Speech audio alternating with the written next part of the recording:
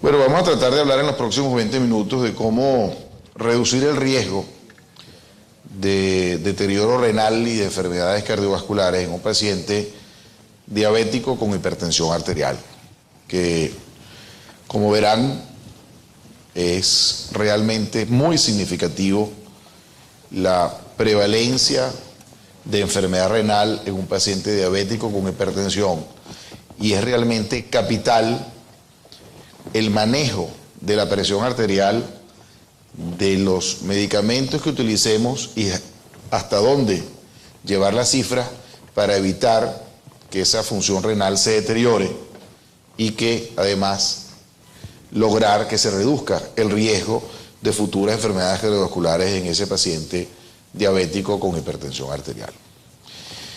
Como punto de partida, todos los años la Asociación Americana de Diabetes saca alrededor del primer trimestre, entre febrero y marzo, lo que ellos llaman el Standard of Medical Care, que no son unas guías como tal, sino son unas recomendaciones de expertos de cómo debe ser el manejo óptimo de los pacientes con diabetes. Esto es un documento que se actualiza todos los años.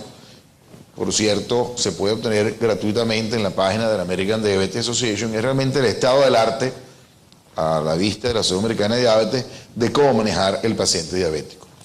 Y este año, en la edición de 2012, ellos dicen de manera bastante clara que las metas del tratamiento para el paciente hipertenso con diabetes en relación a la presión sistólica debe ser por debajo de 130 milímetros de mercurio, que basado en las características del paciente y en las respuestas a la terapia puede haber una presión, unas metas de presión más altas o más bajas. Lo que quiere decir este segundo párrafo, que ese 130 no es 130 para todos y que uno debe individualizar a cada paciente. Y por último, en relación a la diastólica, que los pacientes con diabetes deben ser tratados por una presión sistólica por debajo de 80. Esto, a mi entender, carece de cosas fundamentales. Número uno, cómo hacer esa individualización. Y número dos, menos de 80, pero qué tan menos de 80. Y menos de 130, pero qué tan menos de 130. O sea, sabemos el techo, que es 130-80, pero es importante conocer el piso para no hacerle daño al paciente. Cuando nos enfocamos, como dice el principio, en diabetes e hipertensión arterial, tenemos que hacer esta trilogía: diabetes, hipertensión arterial y nefropatía. Fíjense que los diabéticos tipo 1, 30 a 50% de los pacientes tienen microalbuminuria y aproximadamente 3% de esos pacientes progresan a macroalbuminuria anualmente. En la diabetes tipo 2, de 20 a 30% tienen microalbuminuria y 5% por año de todos esos pacientes con microalbuminuria progresan a macroalbuminuria. En relación a la hipertensión arterial y nefropatía, en el tipo 1, 41% de los pacientes diabéticos hipertensos tipo 1 tienen nefropatía diabética. Pero los tipo 2, que son la mayoría que vemos nosotros los cardiólogos, el 93% de los pacientes hipertensos que tienen hipertensión arterial tiene algún grado de nefropatía. Es decir, prácticamente todo paciente diabético que sea hipertenso, diabético tipo 2, tiene algún grado de nefropatía.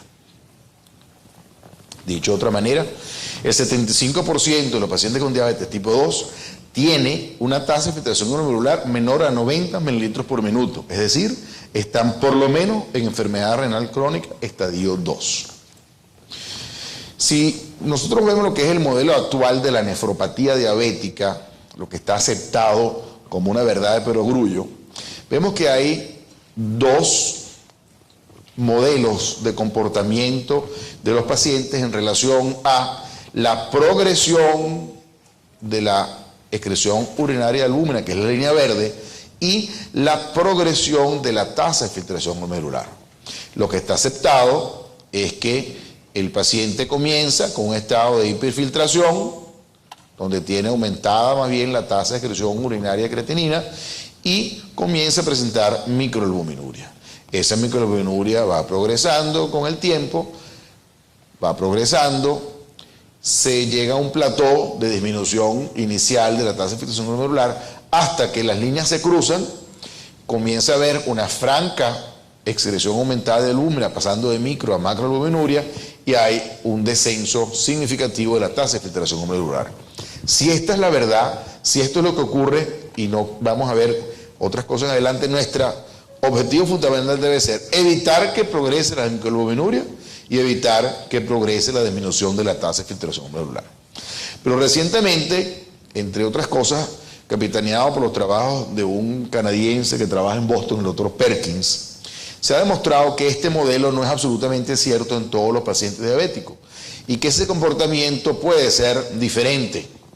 Puede haber pacientes, como esta segunda línea verde, que tienen microalbuminuria y que espontáneamente, hagamos lo que hagamos, con tratamiento o sin tratamiento, con BRA o sin BRA, con IECA o sin IECA, va a desaparecer la microalbuminuria y va a permanecer por un tiempo prolongado la albúmina normal. Va a haber otro grupo de pacientes que independientemente de lo que pase con la albúmina, va a progresar de una manera rápida y progresiva, valga la redundancia, hacia una pérdida muy significativa de la tasa de filtración glomerular.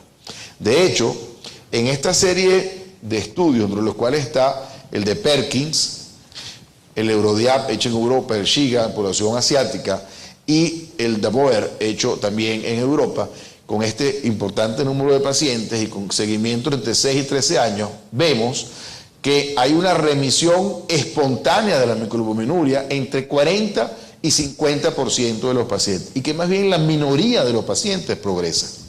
De hecho, un metaanálisis de estos estudios concluye que la microalbuminuria es un fenómeno funcional de la diabetes y la mayoría de los pacientes remite espontáneamente a la normalidad. Por lo tanto, ese objetivo fundamental de disminuir la microalbuminuria no parecerá ser tan importante cuando el paciente puede espontáneamente remitir sin necesidad de tratamiento. Y más importante, en relación a este comentario, ensayos recientes como el Altitude, como el OnTarget, como el Roadmap, demostraron que aún disminuyendo la microalbuminuria con tratamiento, siendo efectivo la dosis de BRA y una sustancial reducción de la microalbuminuria, o la combinación de un BRA con un inhibidor de la renina, como el arisquirén, que produce una reducción sustancial de la microalbuminuria, esto no se refleja ni tiene ningún grado de paralelismo en reducción de la progresión de enfermedad renal ni en reducción de eventos cardiovasculares. Por lo tanto, no pareciera haber un real paralelismo entre mejoría de la función de excreción de albúmina y mejoría de la función renal, riesgo cardiovascular. Es decir, la microalbuminuria es un marcador de riesgo, pero no es una meta de tratamiento. Un paciente que tiene microalbuminuria, que por esencia lo que nos está diciendo es que ese endotelio del riñón está disfuncionando, tiene peor pronóstico que un paciente que no tiene microalbuminuria. Pero mejorar la microalbuminuria no es suficiente para decir que vamos a mejorar el pronóstico renal y cardiovascular de ese paciente. Desde el punto de vista fisiopatológico, hay un hecho hartamente demostrado, esto es solamente un ejemplo para resumir qué es lo que está pasando. En el paciente con diabetes, la hiperglicemia per se activa el sistema renina-angiotensina-aldosterona. Y esa activación del sistema va a producir un daño exquisito, puntual, en el podocito, célula fundamental para mantener funcional el glomérulo renal.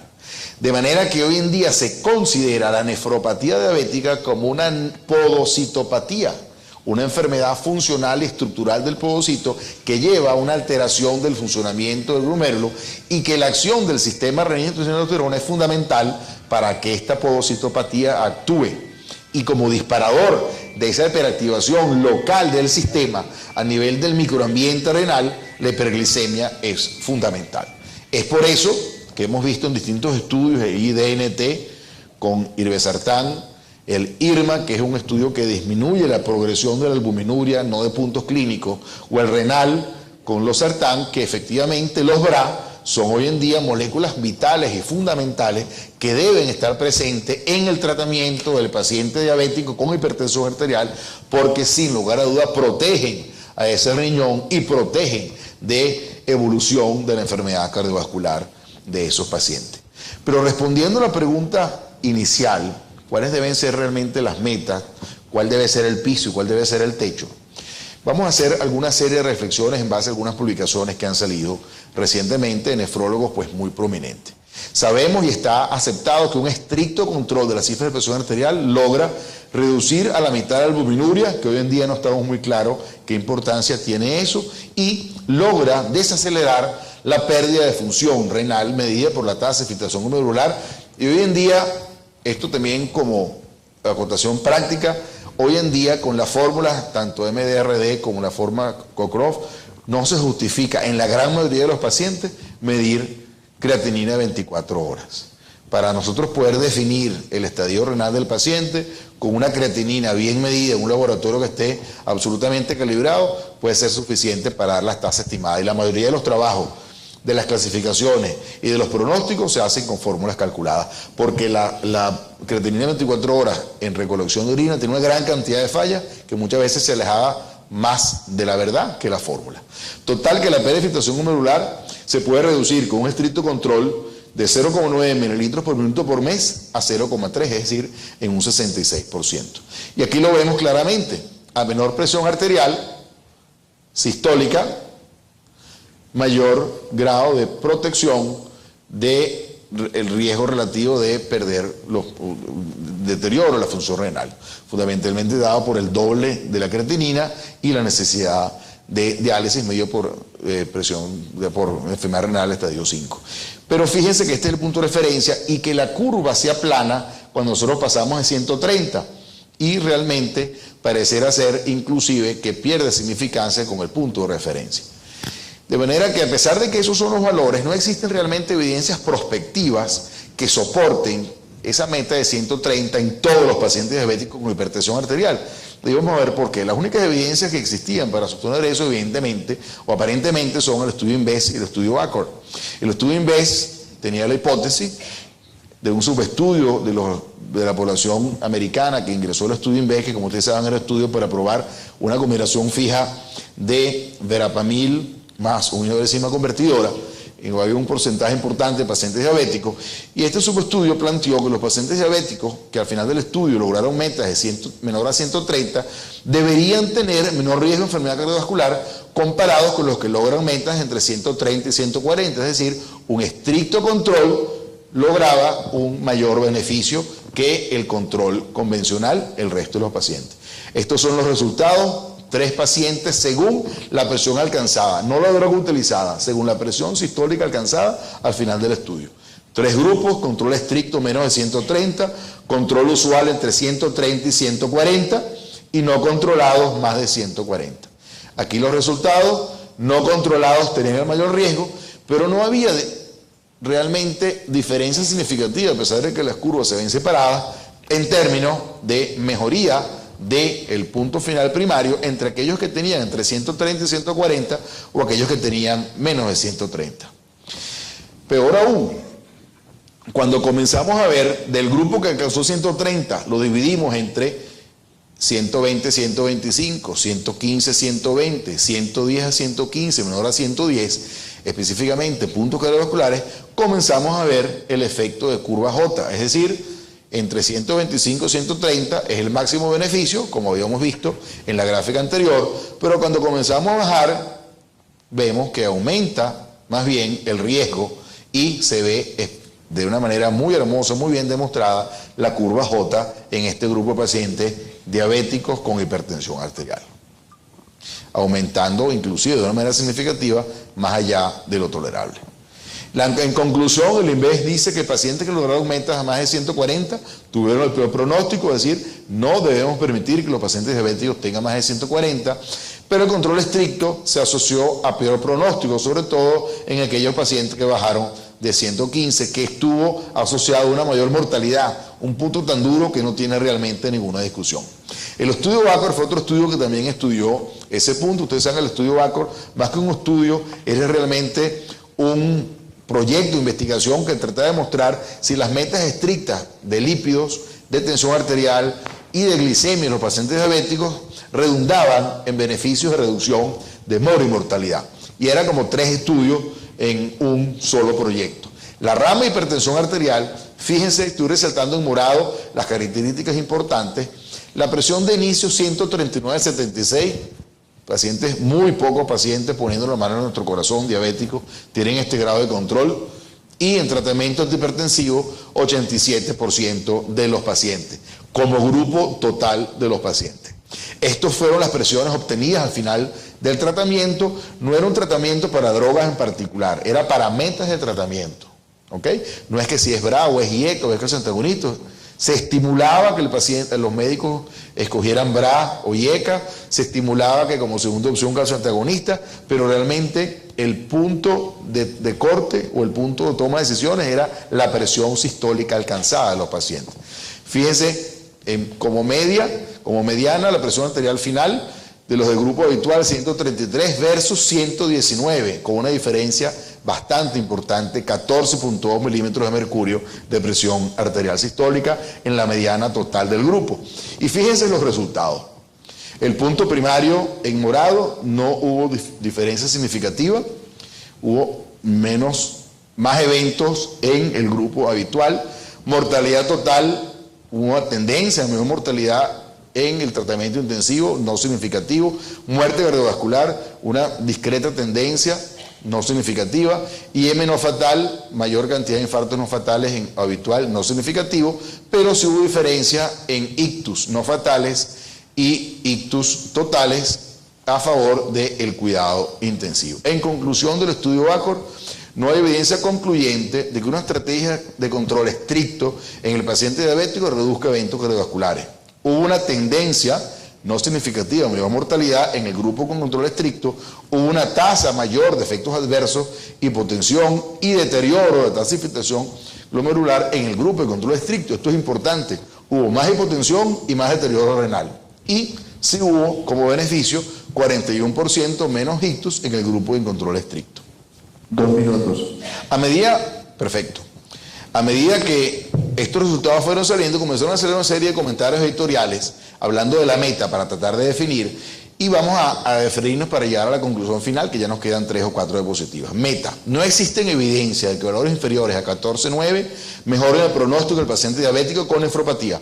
Por el contrario, existen estudios que sugieren, esto es muy importante, que hay un aumento en la tasa de ACV en pacientes con microalbuminuria y metas de tensión arterial por debajo de 130/80. Entonces, ¿qué hacemos?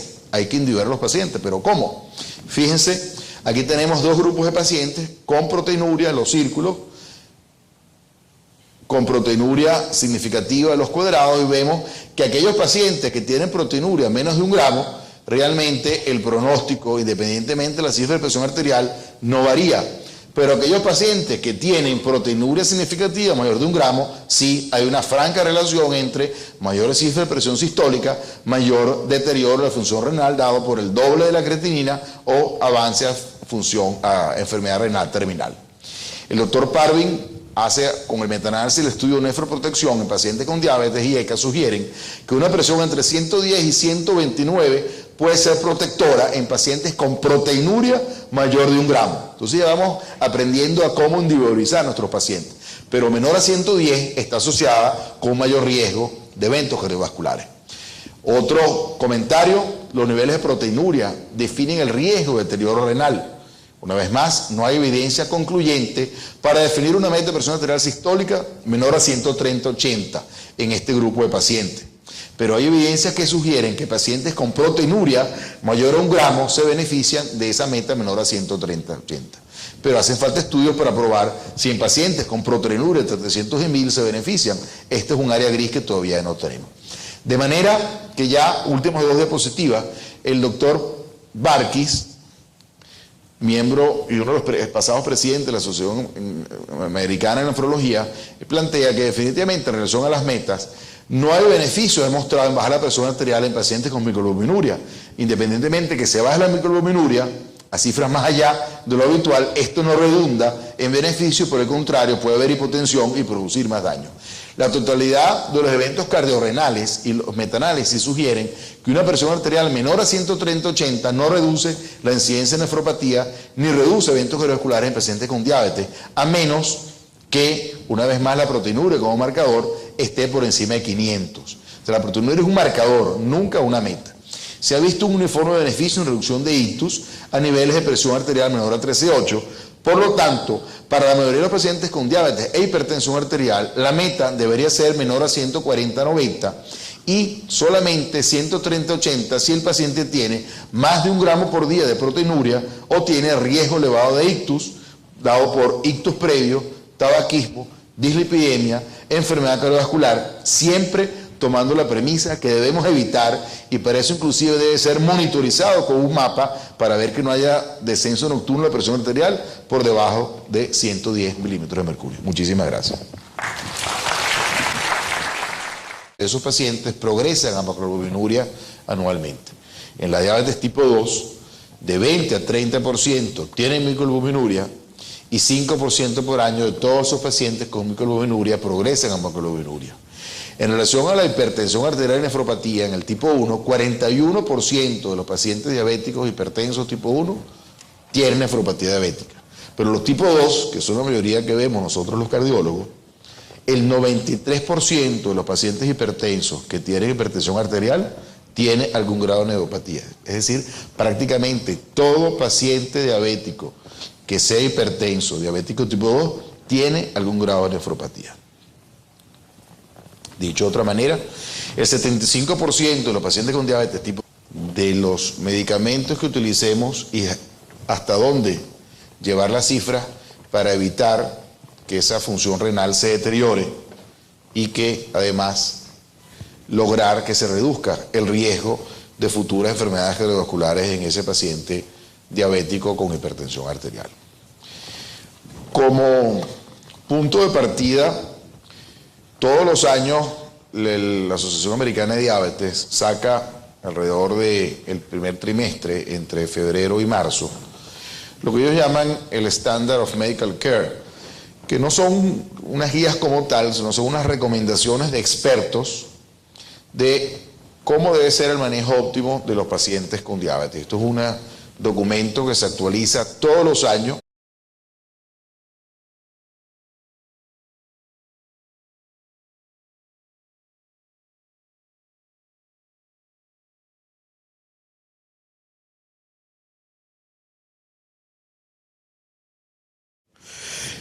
Bueno, vamos a tratar de hablar en los próximos 20 minutos de cómo reducir el riesgo de deterioro renal y de enfermedades cardiovasculares en un paciente diabético con hipertensión arterial, que, como verán, es realmente muy significativo la prevalencia de enfermedad renal en un paciente diabético con hipertensión, y es realmente capital el manejo de la presión arterial.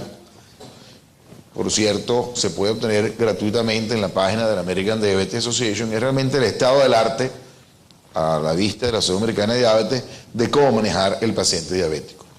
Y este año, en la edición de 2012, ellos dicen de manera bastante clara que las metas del tratamiento para el paciente hipertenso con diabetes en relación a la presión sistólica debe ser por debajo de 130 milímetros de mercurio, que basado en las características del paciente y en las respuestas a la terapia puede haber una presión, unas metas de presión más altas o más bajas. Lo que quiere decir este segundo párrafo, que ese 130 no es 130 para todos y que uno debe individualizar a cada paciente.